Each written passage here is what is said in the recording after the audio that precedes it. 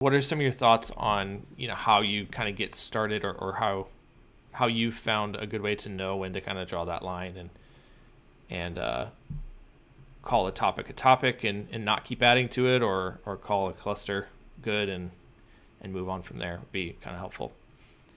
Yeah, I think I do come at this from two different angles. One is obviously the like SEO in me that is like, well, we're connecting entities via this Sure. bot system, right? And we're going to internally link like things. I think the like clearest example of that is typically Wikipedia. Like if you think in the way that that's laid out, and we've all played the fun game of can you get from one page to the other.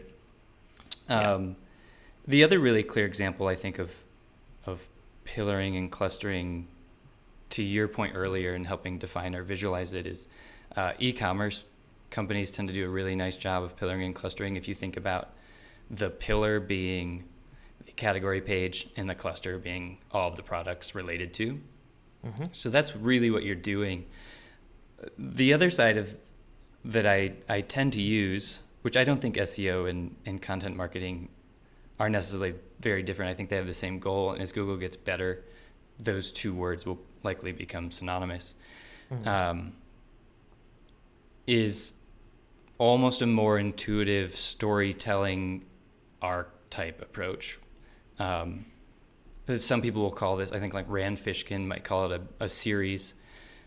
So how do you get people interested in episode 1 through 9? Well, they should be similar, and you're going to naturally, you've deemed those 9 things kind of go together. Yeah. And then I think courses are another really interesting way of thinking about pillaring and clustering. It's like, well, what's every topic you'd want to cover in order to make someone feel like they learned what they needed to around this topic? So I think those are kind of succinct ways of understanding that. I just don't think anything's that pretty out in the wild.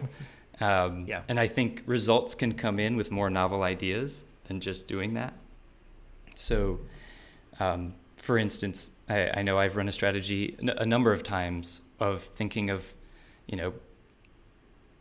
challenges to doing X, right? And a list of challenges comes up around a topic, and these are the challenges, and then within that you kind of take a high level approach to list those out, and maybe you offer one solution.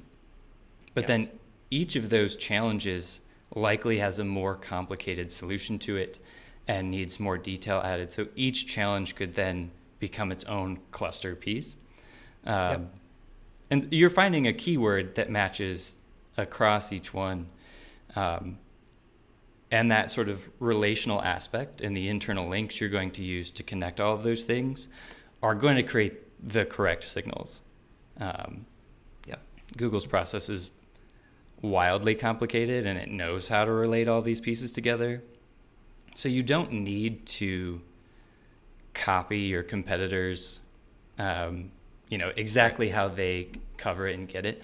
I do think, however, that I love using a tool like Screaming Frog when you see your content or your e-commerce competitor, whoever's ranking for a query that you want. I think it's wildly helpful to grab these tools that allow you to visually see, well, what did they connect this to? And, what's the relational pieces that they're drawing? I've never found that you need to do the same thing. But I think that's just a good way to get a sense of like, okay, they've connected 10 pieces. We should probably connect to 10 pieces.